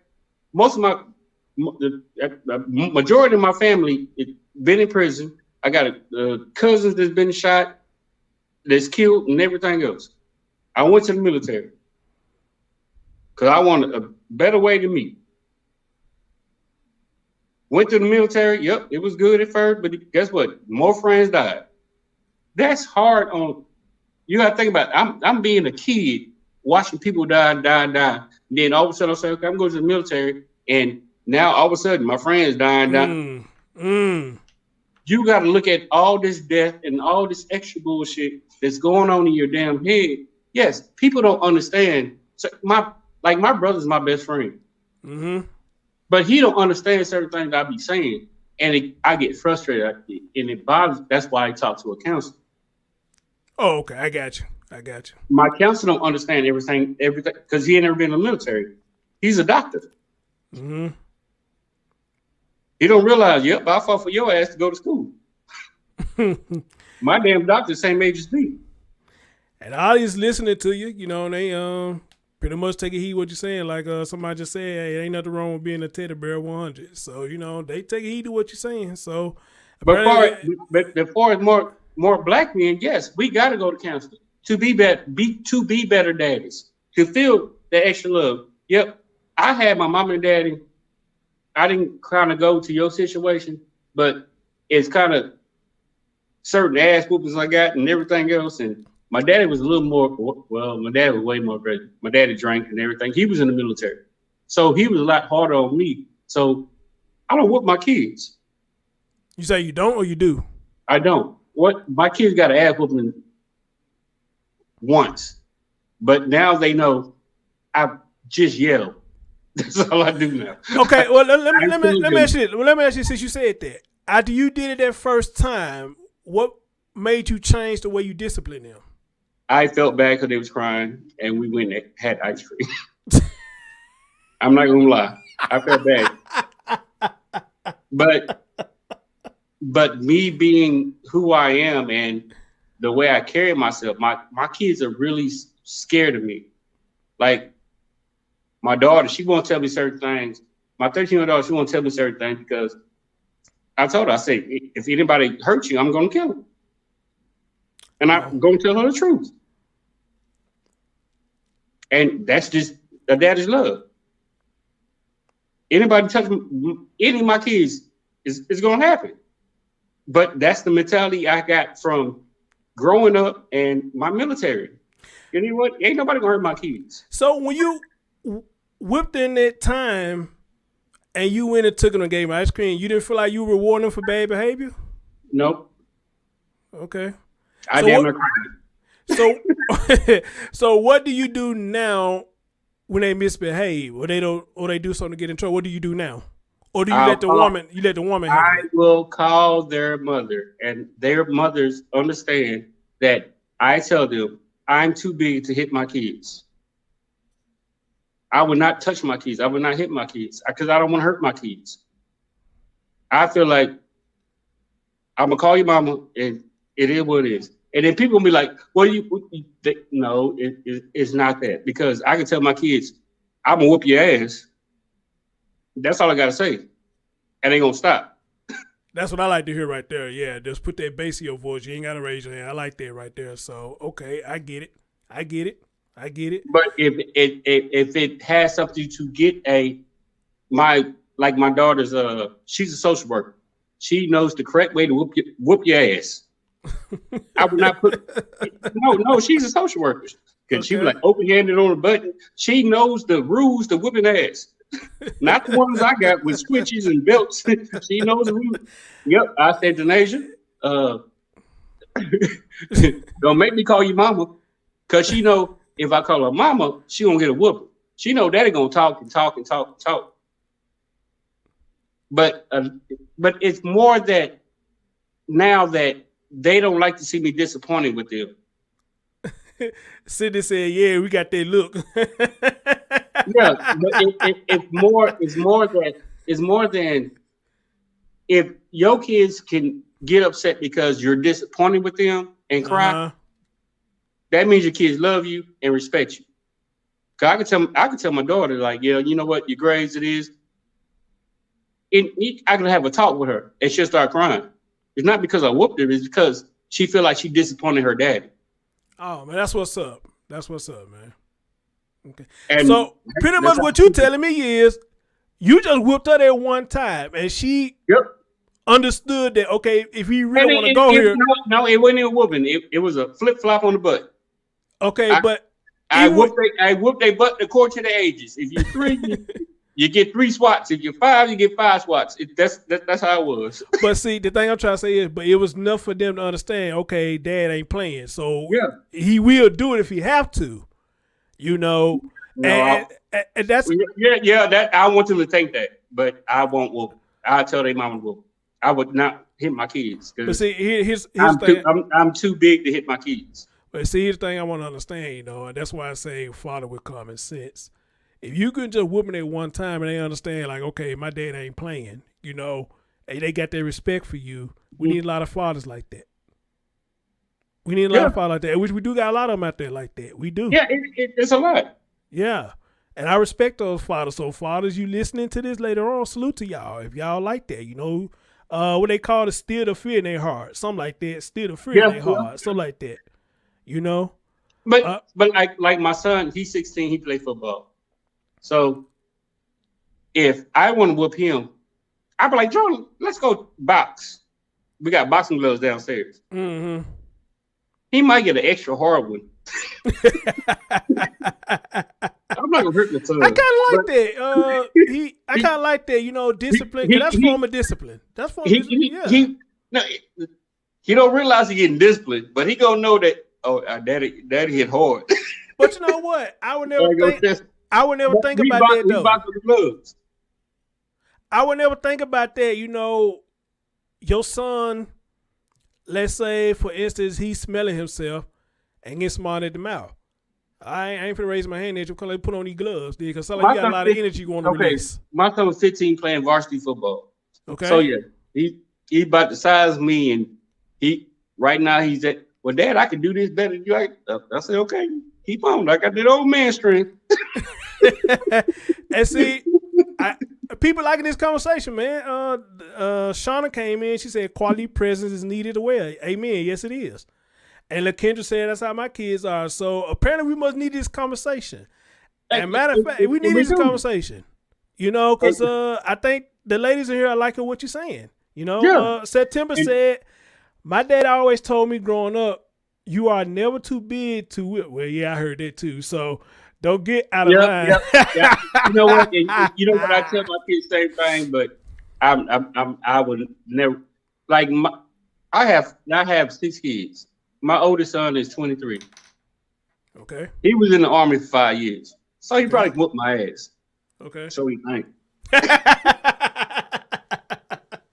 I still got some old man moves for him, but let me ask you this though. At the age that he is at 23, you know, will he feel some type of way? Do he buck up at you, or he respect you and try to talk to you?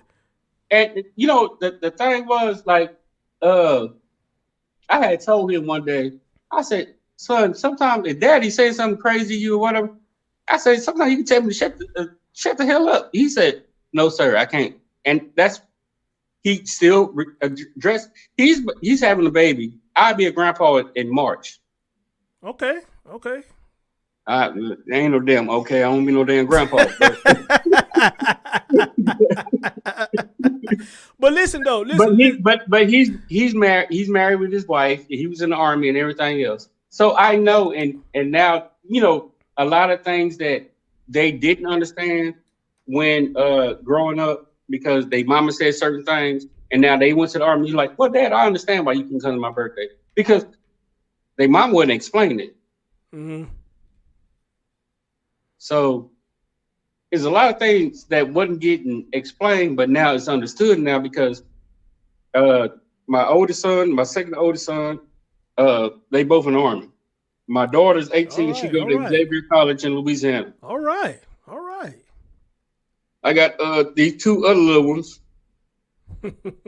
Like I said, my son playing football, and I got my 13-year-old daughter here. So, yes. They in there with you now? Huh? They in there with you now? No, that they were separate mamas. No. But my daughter's mama stayed down the street. I'm talking about, are they in the room with you right now? Where you at? Are they with No. you? Oh, okay. Gotcha. I co-parent. Gotcha. Okay. Now, I thought you were Like I speaking said- as if they was right there listening to you talk to me. Oh no. Okay. They're not here right now. But Okay. but you know they here because you seen them. Yeah. They with me all damn time. So on the weekends and the summers, and I co-parent. That's what I do. Good deal. And that's why I'll be looking at some parents that can't co-parent and can't have a conversation with their other spouse to go, oh, they with somebody. I don't give a fuck who you with.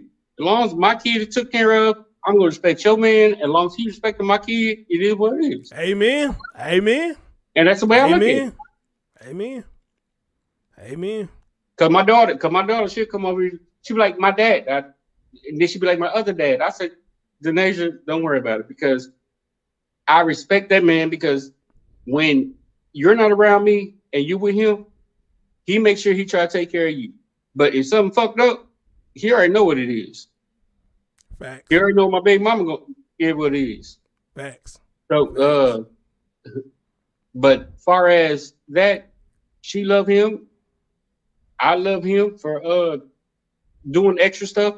And I'm saying this because it's not like my kids come to me every weekend, every summer, every Christmas. They're with me. They be here with Halloween. My kids stay with me damn near half the year. My baby mama stay down the street from me. We established that. Like, no, she had a house. She was trying to move somewhere else, but the nation want to go to the school that she wanted to go to. We stayed down the street from each other. I'm kind of like Kanye West. Well, she's Kanye West. I'm Kim Kardashian. But we make sure that we can co-parent. I can go over there. She can come over here. It is what it is. We co-parent. That's good, man. Like I said, you don't hear too many of that nowadays. I mean, it's out there, man, but you don't hear too many of it, man. And it makes it was hard because, yes, I was in the military and everything else. But once I came back and settled, I had to get my mentality down, be a grown man. Yes, right. I was childish at first, but it take too long. But we co-parent and we do every single thing. She can come over here, I go over there. It is what it is. Gotcha, bro. My girl, everything. That's how it works. I appreciate you. I so appreciate you coming up, bro. Man, we need to have this conversation. It kind of took my mind off this whole thing now because, Yeah, and I didn't want to take the whole mind off the whole thing, but yes, we need a village to raise kids. It is we still need that. Exactly. See, now you make me want to bring some moms up because I want to hear how they deal with their children. As far as the discipline stuff goes, I want to bring some moms up. But see, and that's a good thing. If the men start being jealous of the other man, I believe it's something. Well, I believe something you did that messed up. Mm-hmm. Me was being in the military. I couldn't be around. Had a kid, got deployed. Had a kid, got deployed. You know what I'm saying? So it was always me leaving. And by a woman not being in the military, she don't understand why I'm leaving. My son Jordan was 2 months. I came back to Denver 2 because of the military. I was deployed for 14 months. My son was Denver 2 years old when I came back. Do I supposed to say, okay, please stay here and make sure no. It just like these niggas go to jail talking about, hold me down. I got 10 years. Nigga, for what? Move on with your life. I don't want to stay there. We can stay that conversation for another day. I don't want to stay there. It hurts my heart. Now that we're hearing the young generation talk like that now. And that's, but look what I'm saying. I wasn't in jail. I was in the military making money. Right. And I hear, and then That's why I say with my platform, man, I'm more aiming for the young generation. You know, to And you know what? And you know what? I talk to my kids about why I'm not talking to their mother. It's not. I'm not gonna badmouth your mama. It didn't work out because of this, and everything else. And I explained to them why. So they can have understanding, because maybe at that point the mother was not allowing them to understand what was going on. But now you get to the older now, because you're not 3, 5, 6, or your daddy ain't coming. So now I can say, let me tell you why I didn't come. So do you think that it was she didn't know how to tell him, or her wording was wrong, or what? Did they hold any malice towards you for that, or No. Okay. My sons is coming down here for New. Well, they supposed to come there for Christmas. We're supposed to get a damn cap, up there in them Tennessee mountains. Mm-hmm. I told their ass we ain't going up there in January because we're gonna be snowed in. But that's where we're supposed to go. It's more of the mom was not explaining the whole situation, because Gotcha. Okay. the mom was not. My sons didn't understand the military until they went to the military. You understand what I'm saying? Mm-hmm. If their mom's never been in the military, they don't understand why I can't come. So once my sons went there, and okay, it's somebody's birthday, and well, you can't go. You got staff duty. You got this. You got everything else. So now they understand. They say, okay, Dad, I see why you can't come now. That's what's up, man. That's what's up. Okay. And that's what it took. God blessed certain little things in my life to show, okay, I'm not a bad man, because I'm going to pay child support. I'm going to make sure I do whatever the hell I need to do. It is what it is. Mm-hmm. I pay my bills like I pay my child support. It is what it is. They go be at the first of the month. But that's what's up, bro. Hey, you done warm my heart up. I'm glad you came up here, bro, because we need to have this conversation. It seems like the people in the chat room they enjoying it too, bro. Cause they saying, hey, they glad that y'all doing that, coexist instead of talking bad about each other, So yes, and that's the whole problem. And that's what's wrong with a lot of these relationships with these kids coming up missing everything else, because they're not coexisting. Mm-hmm. Mm-hmm. They're not coexisting. Yes, sir. From the last story you said, they're not coexisting. That man wants to be in church to have his I'm holier than thou and everything. That's why I asked, did he have another kid? Because if he has some more kids, I guarantee them kids are treated good and everything else. Because he got he got some holy roly woman that's in church, and now they pastor this and deacon this, and no, you wasn't saying that, but he's burning damn kid in the bathtub. Exactly. I can't wait till more updates come out on there, man. So now you get rid of this hood chick. Now she with somebody. Oh, like you said, I don't want to talk to you. Yeah, no comment. Mm-hmm. Exactly. God bless. And just like this motherfucker. My bad. Now you good, bro? Hey, you say just like this one. Yep. And you said he trying to intimidate witness. He killed that girl. He gave that girl some fentanyl, whatever drug they was using. The ass gone. Well, I don't know if you heard before you came up here, because I played that video about probably her. Not.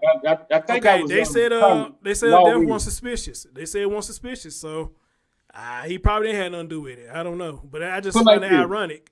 Put like this: if I came down and visit you, and I put a little fentanyl in your drink, and I left, would it be suspicious?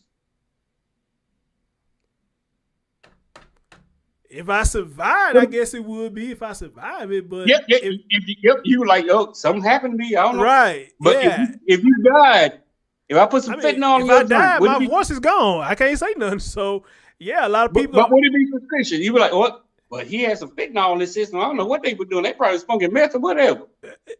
Yeah, that's what I'm saying. I mean, if I survive it, then it'd be suspicious. But if I'm dead, my voice won't say nothing. I mean, if it ain't no cameras or nothing around, won't nobody be able to see nothing. Exactly. But my whole point, fentanyl is making a lot of deaths unsuspicious. Okay, got it. Well, bro, hey, I really appreciate you, man. We need this conversation. The people in the chat room enjoyed it, man.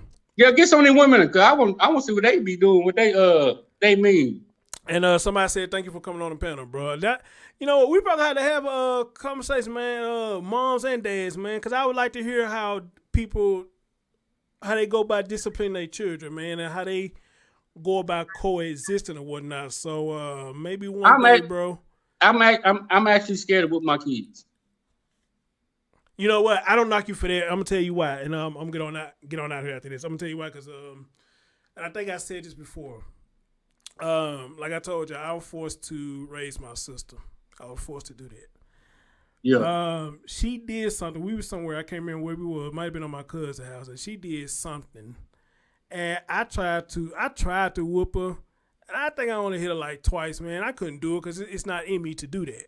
You know, and I guess the thing with me was, because I guess the main thing with me was, because even though it's my sister, that's not my child. That's my mama's child. You know, so. And no, it did, but you also got that brother and sister bond, like you don't want to hurt your sister. Yeah, you know, that too, man. Yeah, so I couldn't do it. I said, I like you. I had to call mom, hey, you know, he said something happened up there, so I'm going to let you handle this, you know. And she talked to her. I don't remember if she got a whooping or not for her, but when you said that, I feel where you come from on that. I kind of feel where you come from. But the last thing I hate is, why you didn't whoop them? Man. Because I'm telling you. I don't want to do. The reason I'm telling you because I won't do it. Yeah, man. You should have whooped them when you seen them. Right. Now you in trouble because you didn't whoop them. Right. But we definitely gonna have to bring some ladies up because I'd love to hear how they go by. But AK, man, I appreciate you, bro. I really appreciate that, man. All right. All right, you take it easy, my brother. All right. It's my man, the real AK. That's what's up, man. That's what's up. Very interesting conversation. Very interesting. All right. Very interesting. Y'all know what, guys? Norton said mine get timeouts, and then if they can't calm down, they punch their punching bags. We have you direct how properly release the anger, not pent up. See, that's what I said. When he said with him and his son, he made them go put on the boxing gloves and stuff.